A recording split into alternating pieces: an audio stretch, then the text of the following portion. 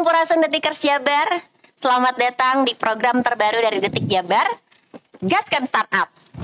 Nah, di program ini kita berkolaborasi dengan komunitas startup Bandung dan juga dengan Pemkot Bandung, yaitu dengan Badami, Bandung Diskusi dan Monitoring Inovasi. Nah, hari ini saya sudah berada dengan berbagai narasumber yang akan ngobrol-ngobrol dengan kita di sini. Kita akan membahas seputar startup Kota Bandung, seperti apa ekosistemnya dan juga bagaimana keterkaitannya dengan Smart City. Nah, sudah hadir nih bersama saya sudah berada di Comment Center Kota Bandung. Sudah hadir bersama saya ada Kang Grahadea Kusuf. Halo. Kang Grahadea Kusuf ini adalah director dari komunitas startup Bandung. Disapanya Kang Dea ya? Ya, nama Nabi Grahadea. Iya, hatur nuhun Kang Dea sudah menyempatkan hadir di program terbarunya Detik Jabar nih ya. Siap. Sama yang kedua ini masih dari komunitas startup Bandung juga, ada Kang Aji Santika. Ya, Sampurasun, Sadayana. Rampes, hatur nuhun juga Kang Aji sudah menyempatkan nih. Iya, ini Kang Aji ini adalah yang mempersatukan founder-founder dari komunitas, dari startup yang ada di Bandung, hingga akhirnya membuat sebuah komunitas dan akhirnya menjadi kuat gitu ya. Nanti kita bakal ngobrol lagi lebih lanjut. Dan sekarang ada juga dari Pemkot Bandungnya, itu dari Dinas Kominfo-nya, ada Kang Ganjar Setia Pribadi. Ya, hatur nuhun Kang. Kita bakal ngobrol Smart City-nya juga ya Kang. Siap. Siap. Ya, jadi Detikers Jabar di program Gaskan Startup ini kita akan mendukung komunitas startup Bandung yang mewadahi startup yang ada di Kota Bandung untuk lebih kuat, melesat dan juga lebih cepat dalam berkembang gitu ya. Amin. Kita bakal ngobrol seperti apa. Nah, sebelumnya nih awalnya kita pengen ngobrol dulu nih, sebenarnya komunitas startup itu seperti apa sih? Ini tuh mewadahi siapa saja dan sudah berdiri sejak kapan nih? Boleh mungkin Kang Dea atau Kang Aji yang cerita. Mungkin saya dulu ya kali ya. Iya. Jadi awal mulanya tuh dari 2014 sebenarnya. Jadi Simply adalah wadah nongkrong aja ya. Dari para founder-founder startup. Apalagi kalau kita mengingat pada masa-masa itu ya, belum terkenal, belum banyak. Jadi simpelnya sering sekali kita tuh kayak ditanyain, kamu tuh kerjanya apa? Kamu tuh kerjanya apa? Oh, tapi gitu. Udah ada startupnya? Udah banyak komunitas startup, maksudnya anak-anak startup pada masa itu. Cuman emang belum banyak startup yang masuk TV lah, dalam tanda kutip gitu ya. Jadi belum ada Gojek, belum ada Bukalapak, mungkin udah ada, cuma masih belum kayak gimana dan segala macamnya. Jadi kita susah cerita mengenai startup tuh apa, pekerjaan kita tuh apa bidang yang kita kerjakan gitu ya, tekuni gitu ya, diulik sama kita tuh apa. Jadi dan kita pasti pada masa itu banyak mengalami masalah bersama gitu ya. Apalagi di awal-awal berdirinya sebuah startup itu sangat volatile gitu, sangat apa ya. Banyak guncangan macam-macam gitu. Jadi kebetulan dulu saya diundang sama Aji. Masuk Startup Bandung ya. Oh ya, siap. Keren. Pas masuk sana ternyata wow, ini orang-orang keren isinya, begitu kira-kira. Jadi kita sekarang emang agak-agak nggak terlalu banyak karena kita emang kurasi banget yang masuk startup Bandung gitu ya, memang beneran startup digital gitu ya dalam artian sesungguhnya, dan dia yang based atau berasal dari Bandung gitu ya. Dan yang terakhir tuh kita udah harus yang udah berdiri 2-3 tahun. Kenapa gitu ya? Karena startup kan sifatnya seperti itu ya, muncul hilang, banyak yang sustain, banyak yang ada yang tidak berhasil sustain gitu ya. Jadi kita agak kurasi kira-kira siapa yang emang udah benar-benar startup itu udah mateng gitulah kira-kira. Jadi ada sekitar 150-an founder startup ya di Startup Bandung, dan kita banyak aktivitasnya. Oke. Kang Aji dulu awalnya ngumpulin berapa banyak dulu tuh yang awal mulai tuh? Dulu sih berempat ya. Berempat kan? Dan yang 4 itu masih eksis sampai sekarang nih. Ada. Wah, hebat. Satunya tuh Helmi jadi akademi, fokusnya pendidikan, IT. Ada juga Gibran, e-fishery. Jadi e-fishery salah satu startup kebanggaan nih ya Kota Bandung dan Jawa Barat ya. Ya, jadi Indonesia banget sekarang. Iya, Indonesia. Dia dan beberapa lagi lah ya, sedunia gitu yang sebesar itu. Nah, jadi kalau problem statementnya adalah, kan kalau startup itu kita ngomong dari isu apa sih yang mau kita solve gitu. Isu startup Bandung adalah founder yang sendirian. Jadi kalau founder itu kan nggak bisa curhat ke tim gitu ya. Tadi benar kata dia, waktu itu juga kan sedikit ya, kita nggak tahu banyaknya startup tuh di Indonesia tuh berapa banyak sih. Nah tapi ternyata di Bandung ini udah banyak gitu. Dan kata-kata kenapa sih milih di Bandung gitu? Antara yang punya kenangan di Bandung gitu ya, karena dia punya kuliah di Bandung, teman di Bandung, tim di Bandung gitu ya. Kita lihat juga iklimnya sebenarnya mirip sama Silicon Valley. Oke. Nah itu. Dan bahkan ada beberapa orang dari Silicon Valley juga bikin startup di Bandung pada saat yang bersamaan juga gitu ya. Jadi tahu lah kita landscape-nya kayak gimana. Nah ya dari situ teman curhat yang ngumpul bertiga, berempat, tahu-tahu jadi meeting berikutnya ber-12, tahu-tahu ber-40, terakhir tuh langsung per-80, terus dibuka waktu itu di sini juga bukan di sini, di Pendopo lah sama waktu itu Kang Emil masih jadi Pak Wali Kota gitu ya. Nah di situ ada 100-an itu yang datang showcase segala macam. Kita juga kaget ya, banyak banget ternyata ya di Bandung gitu startupnya gitu. Ya dari situ fundamentalnya tetap sama nih sampai sekarang pun yang kita solve adalah masalah-masalah pribadi dan personal setiap founder startup yang ada di Bandung gitu. Karena masalah founder itu bisa sangat berdampak terhadap satu perusahaan, apalagi kalau udah timnya udah ratusan ya. Karena di Bandung udah ada nih kayak contoh Efishery udah ratusan, Agate udah 300-an, Evermose 600-an.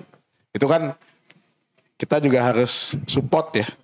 Nah itu bentuk sesama founder adalah ya kita ngariung ya, ngaguyup bikin komunitas. Oke, jadi di situ wadah curhat sesama founder yang punya masalah sama, mungkin ada yang sudah mengalami dan sudah solve, bisa saling bisa saling sharing gitu ya. Betul. Oke. Kegiatannya apa aja sih Kang? Ada yang rutin atau yang informal, formal, ada event tahunan atau apa? Sejujurnya kita nggak banyak yang terlalu formal ya. Kita lebih sering kayak tadi yang Aji bilang, diundang jadi kontennya gitu. Jadi kita provide kontennya. Jadi kita sering banget diajakin untuk kolaborasi dengan pemerintahan sering, dengan akademisi sering gitu ya, dengan sektor swasta atau venture capitalis, ada yang datang dari Malaysia, dari Korea apa segala macam. Kita kumpulin tuh yang kira-kira sesuai seleranya dengan selera investasi mereka gitu. Kira-kira. Jadi kita mah yang non formalnya banyak, nongkrong tadi. Ada namanya kita punya founders hangout tuh sebutnya.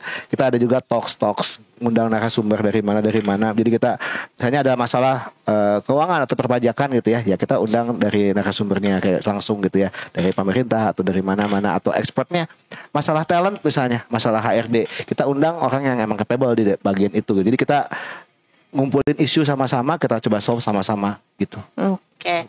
Kang, ini kan ada isu besar nih 2023 bakal ada resesi gitu, dan mungkin startup juga sudah mengalami naik turunnya sejak dibentuk dari 2014, mungkin sudah mengalami lagi masa manis-manisnya gitu ya. Sampai banyak orang mencita-citakan untuk masuk startup gitu, bahkan punya startup sendiri gitu. Dan sekarang katanya masa manis itu sudah berubah menjadi menangis. Apakah betul seperti itu? Nah, ini bagaimana? Ya, kalau di startup Bandung, yang mau masuk startup Bandung, kita pasti bilang bahwa bikin startup itu susah. Jadi dari awal pun kita memastikan bahwa dia beneran mau jadi founder startup enggak. Oke. Jadi di awal emang hidup kita kasih tahu nih kenyataan pahitnya apa. Jadi kalau sekarang mau resesi segala macam ya founder mah mentalnya udah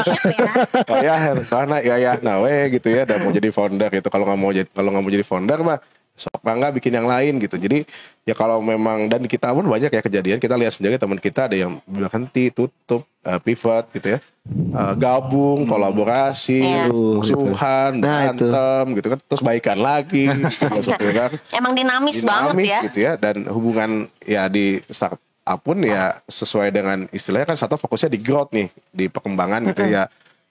Relationship pun akan semakin cepat gitu di sini gitu, muncul dan tenggelam gitu ya. Nah kalau kita lihat resesi, karena gini, lucunya tuh beberapa startup atau nggak pas ketika kondisi pandemi misalnya kan nggak bisa ketemu tuh, malah beberapa hal jadi kita jadi makin dekat gitu ya. Karena kan kita mengalami perasaan yang sama ya, masalah yang sama gitu. Jadi kalau kita lihat resesi, wah berarti ini momentum kita untuk bebarengan nih. Jadi selalu ada sisi cerah ya, walaupun ada isu-isu resesi yang kayaknya agak membuat khawatir beberapa pihak malah. Tapi ada juga yang positif bahwa ini bahkan akan ada startup yang akan muncul di tengah badai gitu kan, biasanya seperti itu. Nah ini mumpung ada dari Pemkot juga nih, dari Dinas Kominfo-nya juga, Kang, sejauh apa sih startup ini mendukung sebuah kota Bandung sebagai smart city, Kang? Oke, mungkin saya cerita dulu tentang Boleh. Smart City ya. Bandung sendiri kan, kalau bicara Bandung Smart City, itu bagaimana sih Bandung ini fungsinya jadi maksimal dalam mengelola sumber dayanya yang ada di Kota Bandung. Dan yang kita tahu bahwa sumber daya yang ada di Kota Bandung itu bukan sumber daya alam seperti minyak atau gas. Yang ada itu adalah SDM. SDM. Nah, salah satu SDM itu kan ya, founder-founder tadi gitu, yang memang menjadi aset Kota Bandung. Nah, ini menarik bagaimana sih kita juga bisa kolaborasi ya, karena Smart City itu nggak hanya diperankan sama pemerintah. Pentahelix sistemnya harus jalan. Mungkin waktu itu zaman Pak RK, beliau sebagai Pentahelix sistem banget gitu, karena akademisi iya, komunitas iya, government iya. Nah itu mereka bisa dirangkul oleh kita dan bisa jadi support kita untuk melakukan inovasi-inovasi di kota. Nah kalau untuk di Kota Bandung, saya lihat teman-teman startup ini sangat luar biasa. Walaupun pemerintah ini agak kurang nih misalnya ya kita merangkul, mereka tetap berjalan. Nah sekarang pemerintah pingin aset ini aset yang berharga nih buat kota. Gimana sih caranya biar startup yang mau muncul itu tetap bisa kita kasih kesempatan lah, karena kan pemerintah perannya regulator ya. Regulator jangan sampai yang besar makin besar, yang kecil nggak diperhatikan. Nah itu yang mungkin kita akan coba kasih akses lah ke teman-teman, termasuk dengan adanya forum Badami juga, karena kan di Smart City itu kita bikin forum. Nah teman-teman dari startup, Kang Dea juga kan jadi Dewan Smart City nih sekarang gitu untuk Kota Bandung. Nah pingin apa di forum tersebut, silahkan kita kasih ruang tersebut untuk teman-teman di startup. Seperti itu sih teh. Langsung tuh Kang dibuka. Mangga. Kalau kira-kira apa kalau dari kebutuhan dari komunitas startup Bandung, inginnya apa sih dari Pemkot itu? Apa dibikinin event tahunan kah? Atau yang penting kita sih akses buat informasi investasinya gampang, atau seperti apa Kang? Kalau dari komunitas startup sendiri? Oke, jadi di Startup Bandung kan banyak ya Kang ya. Sekalian sambil kita ngobrol juga. Kan banyak dalam tanda kutip genre ya, subgenrenya gitu, macam-macam. Jadi di Startup Bandung tuh ada yang fokusnya ke UMKM banget gitu ya. Ada yang fokusnya tuh misalnya kayak tadi fishery, kayak dia ke sustainability gitu ya, kayak aquaculture dan segala gitu macam. ya, ada yang kayak gitu juga, ada yang apa namanya ke biotech juga gitu ya, dan segala macamnya gitu. Jadi itu tuh sebenarnya masing-masing emang butuh dukungan yang berbeda-beda gitu. Karena case yang mereka hadapi emang beda-beda. Tapi akan kebayang gitu ya, impactnya akan sangat besar sekali gitu ya kalau Kota Bandung sendiri bisa aktif kayak bersama mereka tuh bareng-bareng buka opportunity yang baru gitu, dan memetakan gitu ya, kalau misalnya ada apa sih opportunity yang ada di depan kita. Tadi kan kita ngomongin masalah krisis ya, tapi kan di balik krisis itu ada opportunity ya. Nah itu tuh mesti dipetakan bareng-bareng sih sebenarnya, jadi nggak bisa kayak jalan sendiri-sendiri ta sebenarnya gitu. Jadi itu yang mungkin kita mesti banyak nail down ya gitu ya. Mungkin di apa banyak sih gitu. kopi kayaknya. Kopi gitu ya. Nanti bisa kalau mau nanti emang kita bisa kayak simply kumpulin aja yang kira-kira emang lagi pengen diangkat gitu misalnya. Misalnya kan lagi kemarin sempat ramai metaverse, teman-teman kita yang di AR, yang di gaming segala macam, yang dapat banyak panggung. Sekarang apa gitu ya, atau UMKM atau apa segala macam begitu sih. Oke, jadi kayaknya bisa dibikin kategori-kategori dari startupnya juga yang mungkin bisa mendukung ke masing-masing dinas mungkin ya. Mungkin ada startup yang mendukung ke UMKM, mungkin nanti sama bisa kolaborasinya sama dinas yang terkait juga gitu ya. Dan itu lagi tambahin lagi beda-beda startupnya Kang. Ada yang kalau kayak di kita banyaknya yang udah kayak growth stage, yang udah kayak gitu tuh. Ya mau gimana nih mesti supaya naik lagi gitu ya. Jadi mungkin banyak juga teman-teman kita yang baru mulai gitu ya. Itu mereka challenge-nya ya tadi mungkin bisa di-involve di datathon gitu ya, atau di hackathon dan segala macam, karena mereka challenge-nya tuh bikin MVP gitu ya. Mereka coba cari tahu ada problem apa di Kota Bandung, dan mereka coba pecahkan dengan datathon dan segala macam. Jadi stage-nya banyak nih. Kita punya adik-adikan banyak. Iya, mangga gitu kalau mau dikaryakan juga gitu. Maksudnya jadi istilahnya kayak ada apa namanya startup yang udah matang, dan ada juga yang mungkin lagi baru berbuah gitu ya, baru ada yang baru pivot lah, macam-macam. Makanya ini rame-rame. Banyak banget ya isunya sebenarnya yang bisa akhirnya saling kita kolaborasi, saling beda isunya juga. Tapi kan bisa dipecahkan sama-sama gitu. Bisa pecahkan sama-sama. Kalau misalnya dalam jangka waktu dekat mungkin komunitas startup Bandung ada ada event yang mau dilakuin ke depannya nggak? itu teh ini yang ramai sih, kita lagi banyak banget kedatangan venture capital. Oke.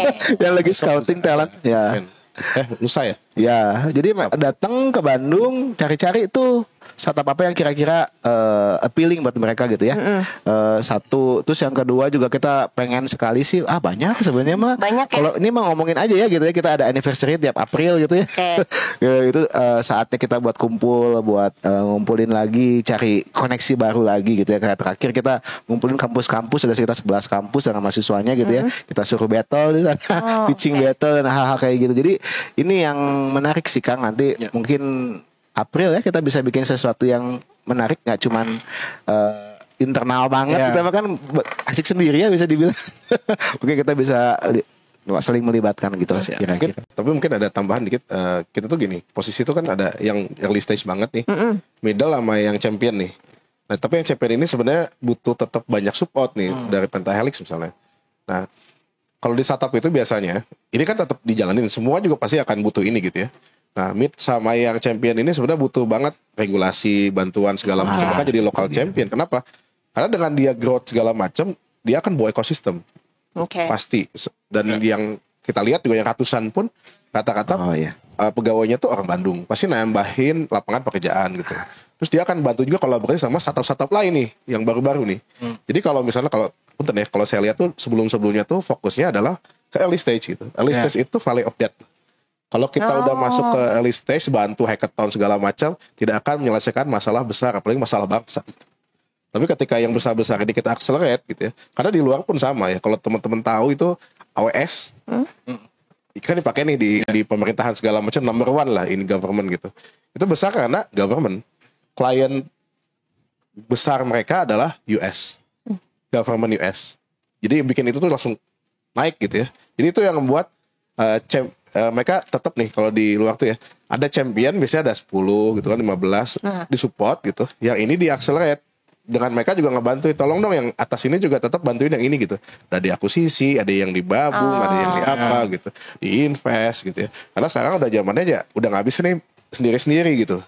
Ekosistem adalah kunci, apalagi kalau kita mau menghadapi resesi, dan di Bandung itu full of talent ya.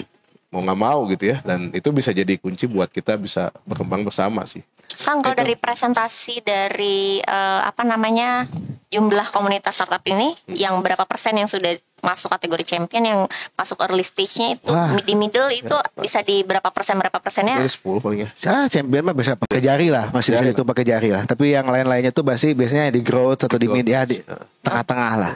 Oke. Kita hampir nggak ada yang early ya. Early ya, jarang banget early. Karena tadi early mah bakal banyak yang bantu, bakal too much lah. Iya. Karena memang fenomena anak-anak muda zaman sekarang pengen bikin startup itu memang tidak bisa dipungkiri, itu kayak seksi banget ya bikin startup itu sekarang gitu. Maksudnya kayaknya sebuah pekerjaan, sebuah pilihan pekerjaan yang menyenangkan gitu kayaknya buat anak-anak milenial zaman sekarang gitu ya. Bisa, nah itu yang kita counter kalau ketemu beneran menyenangkan, mental health loh dikit-dikit. Ya sakit kali.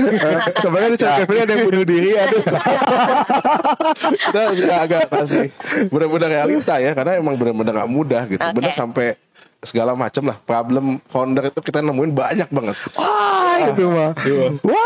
Sampai masalah sama keluarga segala macam ya kita ikut terlibat gitu ya. Nah, jadi lagi apa deh sibuk. Kalau sibuk itu tuh masih level 1.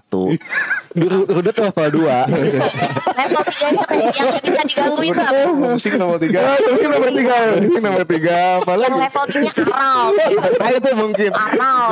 Jadi yang kita menghadapi teman-teman kita yang aral tuh biasa. Jadi kita ngelihat teman-teman kita yang dapat funding itu tuh mukanya bukan tambah cerah. Mukanya tambah matanya merah gitu kan. Begini tuh. Ini tuh kamu ada di sini enggak gitu. Itu kejadian. Oke. Ini mungkin nambahin nggak apa-apa ya merespon dari sini tadi. Aji itu betul sekali mengenai problem besar. Kalau startup besar dia men-solve problem besar gitu ya. Kalau kita mau ngomongin yang problem nasional ya mesti yang problem besar itu kita solve ya. Itu karena jauh dari hulu sampai hilir yang coba dipecahkan. Jadi kalau kita ngomongin tadi yang kita nyambungin nih anak muda ya. Kenapa sih ada panggilan jiwa? Kenapa sih bikin startup? Terus apa hubungannya dengan tadi ya problem besar ya? Itu teh nggak jauh dari impact Kalau teman-teman nanti Kang nanti mungkin lihat ya di startup Bandung tuh banyak sekali founder-founder kita gitu ya, perusahaan startup kita gitu ya, yang bikin ada satu sub khusus namanya impact. Jadi kita jangan ngomongin tadi aja kan tadi bilang ada 500 orang pegawai. Oke, jangan ngomong 500 orang lah, tapi ada berapa nelayan misalnya, berapa UMKM, berapa reseller, berapa jumlah produk, berapa brand yang di-solve dengan adanya si startup ini gitu. Jadi itu multiplication effect itu akan banyak sekali, dan itu hanya di satu. Ini kan value chain ya. Ini mungkin hanya di sini. Tapi kalau kita ngomongin kan value chain kan panjang sekali dari hulu sampai hilir. Itu tuh banyak oke lah, anggaplah e-fishery gitu ya. Awalnya kan dia muncul bikin cuma fish feeder doang. Tapi sekarang dia mah dari hulu sampai hilir gitu. Sampai pendanaan, sampai marketplace, sampai penjualannya juga. Wah banyak banget aja pokoknya. Jadi bayangkan ada berapa multiplication effect yang kena sama e-fishery gitu. Jadi kalau ngomongin dampak tuh mereka udah gila banget. Mereka punya tahunan impact report itu gila. Dan gak cuma e-fishery, banyak juga yang lain kayak Mycotek, ada si Evermos, punya masing-masing sendiri-sendiri. Mangga dilihat itu. Jadi kalau kita mau ngomongin masalah justifikasi gitu ya, dukungan mengenai startup, lihat aja itu. Itu mah gampang untuk kita lihat impactnya gitu ya, multiplication effect-nya dan kuantitasnya gitu. Ini mungkin yang menarik sih Kang. Jadi kalau dari sisi government ya, yang mau kita rubah juga mindsetnya teman-teman di pemerintah itu, kadang kita ngelihat satu inovasi itu harus milik pemerintah. Itu yang juga sedang saya coba komunikasikan nih sama pimpinan gitu, bahwa inovasi itu nggak selalu harus di sisi pemerintah yang bangun, yang memiliki. Nah ini teman-teman startup itu yang tadi betul juga sih, kalau untuk yang posisi besar kan untuk masuk ke pemerintah itu tentunya harus ada kerjasama, atau misalnya ada, kalau kita biasa pengadaan barang jasa yang biasa kita lakukan, itu kan berarti inovasinya yang diadop dan diserahkan ke pemerintah. Nah kalau ini kan berarti ada kerjasama nih, win-win solutionnya nih yang harus kita obrolin, karena kan inovasinya inovasi teman-teman dari startup, pemerintah yang dapat impact, dapat manfaat. Kita tinggal coba sosialisasikan, masyarakat dapat manfaat yang lebih, dan budgeting kita juga nggak harus bangun. Betul. Kan lebih efisien ya sebetulnya gitu. Nah ini yang mindset ini yang kita juga coba koordinasikan ke teman-teman di dinas, bahwa kita nggak selalu harus bikin inovasi sendiri. Ada nih teman-teman startup, walaupun inovasinya nggak jadi punya pemerintah, tapi tetap bisa dimanfaatkan sama masyarakat. Nah ini yang juga harus ada. Ya kalau kita sih memang aturan pisan ya, kalau pemerintah tuh harus MOU dulu kah, kerjasama dulu kah. Nah itu kan emang lebih perlu proses gitu ya. Perlu proses. Kumaha aja tadi regulatori Ji. Case banyak kok, tapi teman-teman sekarang tuh udah mulai di pusat juga ya. Ada beberapa teman-teman di GovTech Edu, di DTO ya, dan yang mereka juga ingin transformasi nih biasanya nih. Sebenarnya dengan lebih banyak ngobrol, lebih banyak kenal, itu tuh bisa lebih soft. Iya. Karena kalau kita kan di startup kan jalan dulu baru minta izin biasanya. Baru minta maaf. Salah gitu kan. Ya karena harus gitu ya. Kalau nggak gitu mindsetnya nggak bisa jadi entrepreneur gitu kan. Nah cuman pasti kan entrepreneur berangkat dari kita pasti solve the problem gitu kan. Ada value creation di situ gitu ya. Nah itu nggak bisa kita ya. Paling kalau foundernya udah sering bolak-balik US gitu ya, atau bolak-balik Singapura gitu kan, nggak mungkin ya. Harus ada bridging gitu kan. Nah, bridging itu yang mungkin bisa dibentuk dulu sih. Itu yang ya dengan acara kayak gini gitu kan, dengan media gitu. Karena saya lihat kan beberapa hal media bisa mempercepat banyak hal juga ya, dengan media, dengan netizen gitu ya. Mungkin bisa kolaborasi akan lebih cepat terwujud. Dan saya percaya sih kayak value Indonesia yang gotong royong, kolektif gitu ya. Lagi di Bandung gitu, Mariung gitu ya. Itu tuh sebenarnya masalah yang bisa iklimnya mendukung ya kalau Bandung tuh. Iya. Kalau di Bandung tuh gini, biasanya kita tuh emang nggak bisa nih jago di kandang. Nah, biasanya kalau di kandang ribut. Kalau di kandang semua ribut. Tapi kalau misalnya di luar, kalau gitu. Benar, setuju banget. Mungkin itu tuh, jadi nggak emang harus di Bandung gitu. Dampaknya mungkin memang bisa, kita bisa ngumpulin sesuatu yang dampaknya juga untuk orang lebih banyak gitu ya. Dan banyak lah, saya banyak ya, bahkan startup di Jakarta juga gitu ya, Nah, semua juga yang gede-gede mah pada bisa lah ngomong bahasa Sunda dikit-dikit ya. Rata-rata juga dari kuliahnya di Bandung. Jadi made in Bandung tuh benar adanya gitu ya. Jadi nggak usah semuanya di forcing bahwa ini impactnya harus full di Bandung full gitu ya. Nggak juga sih sebenarnya. Oke. Jadi ini dari obrolan ini kalau boleh kita kayak bukan closing statement sih ya, kayak kesimpulannya lebih ke optimisme dari komunitas startup Bandung untuk startupnya sendiri itu seperti apa Kang? Masing-masing boleh sebelum kita menutup. Apa ya? Optimismenya banyak bibit-bibit kreatif dan banyak mungkin penerus dan ide-ide segar gitu. Iya. Saya mah suka banyak yang bilang sebenarnya ya karena passion tuh overrated ya. Cuman kalau saya sih sangat suka dan menggali masalah passion dan masalah panggilan jiwa untuk seseorang gitu. Dan senangnya anak-anak muda di kita tuh passionnya gede-gede. Itu yang mesti di dalam tanda kutip kita arahkan gitu ya, dan kita kasih channel gitu ya untuk mereka tuh bisa mulai bikin sesuatu yang kira-kira emang impactful kayak gimana gitu. Jadi salurkan ke arah yang benar gitu ya.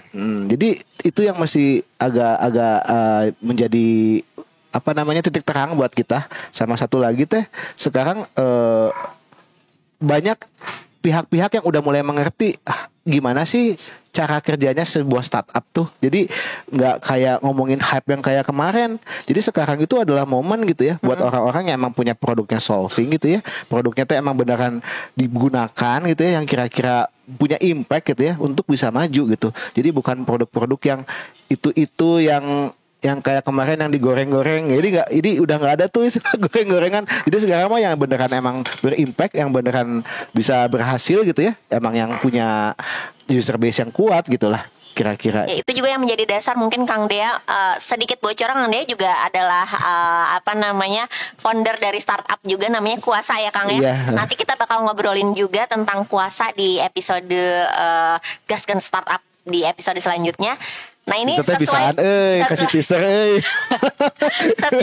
sesuai dengan passionnya Akang ya. Betul. Dan mungkin juga udah sampai Hollywood ya. Iya, nah bukan bocoran lagi nih, udah sampai Hollywood gitu. Jadi sebenarnya potensinya tuh banyak dan besar banget gitu dari startup di Bandung itu. Nah Kang Dea ini adalah contoh dari yang bergerak dari passion gitu. Ini Kang Dea mungkin juga orang Bandung, mungkin kalau yang suka musik mungkin sudah tidak asing lagi gitu, karena ini adalah personil dari Homogenik dan si startupnya juga bergerak di bidang musik gitu. Nanti kita bakal kupas lebih lanjut ya.